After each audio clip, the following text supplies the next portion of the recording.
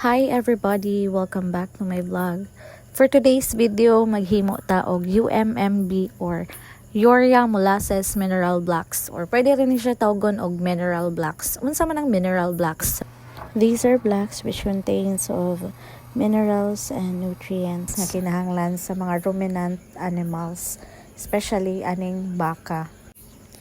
To begin with, kinahanglan sa gadyo nato timbangon or i-tear sa gadyo nato ang atong sudlanan usa ta magtimbang sa mismo nga kanang formula.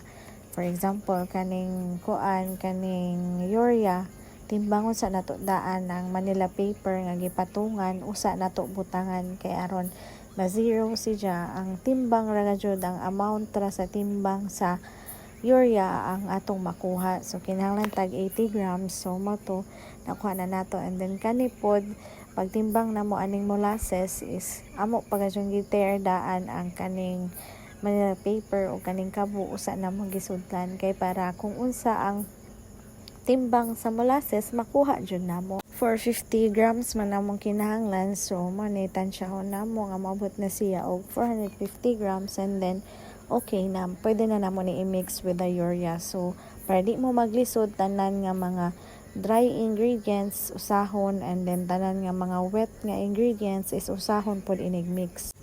By the way, ang timbang sa among himuon nga mineral block is 2 kg. Para ani nga formula, kinahanglan mig 60 grams nga soybean, but because wala may soybean that time, di man available, maong kaning cattle concentrate ang among gihimong alternative. So gimix na. And then after that is mo na ni nagtimbang na pod mi og rice bran about 240 grams. And then after na magtimbang aning rice bran is proceed na mi og timbang aning mineral mix. So kinahanglan mi ani og 30 grams para sa among formula. Then mo to timbang ra jud na guys. So balik ko na kinahanglan gyud i-tear daan ang imuhang sudlanan usa ka magbutang sa imong kanang gustong timbangon, and then mix until kanang wala na yung mga buo-buo. So among tigmix ani mason is Kuya Eddie. Hiya. So muna siya guys, ang mga groupmates, si tatay o si nanay, kami mag-uban kay kada grupo upat man mi kabuok, so sila ang makauban. And then lastly sa among gitimbang is kaning cement. Kinahanglan og cement kay aron pampagahi adtong kanang mineral block.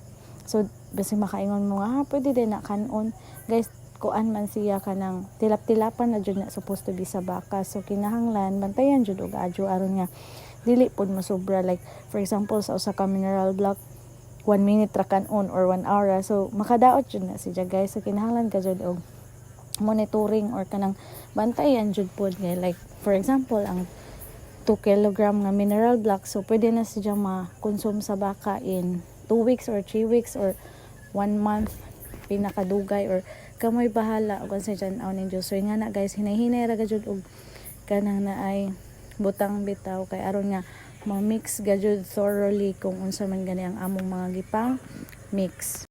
Padayon ra gyapon sa paghalo until nga ma-mix na siya pag-adyo, and then wala na yung mga buo-buo. So tanawang mga naw sa mga groupmates, super gajud may ka mga focus ka-adyo sa task nga gihatag ni Kuya, ay charis, gihatag bitaw sa amo ang sa nag-train namo. So mga na siya guys. By the way, katong cement mao toy last nga ibutang inig mix kay aron nga dili magahi dajon. So kinahanglan last na to siyang ibutang. And after that, mo ni si Jan mix. Mekos na. Maunday na si Jan. Then, muna siya guys. So, muna si Jan. Kinahanglan na to i-mix. Ang kinahanglan nga mga i-mix. Aron nga, ma-mix. Jud ang atong mga i-mix. Diba? So, yun anak guys. Tanawa lamang mininjo. Diba? Pasilip-silip. So, ako na pong change ang kuan sa camera para makita gajud mininjong tanan. So it was really an adventure for me, for us, labi na ni tatay or ni nanay nga nagtuo pod na silang itugway ra ng baka nya paimnon ra dili man di ay na man daghan. So every day is a learning process gajud kanang natay mga butang nga kinahanglan i-learn, i-relearn o i-unlearn mo na yung na-realize sa nga adventure guys. Yes, it's kanang hago siya in some way pero fulfilling. Last part is repacking, and then by the way kani siya mo ni siya ang final nga product dapat mao ni siya ang mineral blocks. So kani siya is mga nasa 5 kilos man siguro to sa ka block. Ang among gihimo is 2 kilos naman. So kadto fresh pa man to, kinahanglan pa to ibuwad. So this is the formula mo ni siya. And then by the way kaning mineral blocks is mahal ni siya sa market.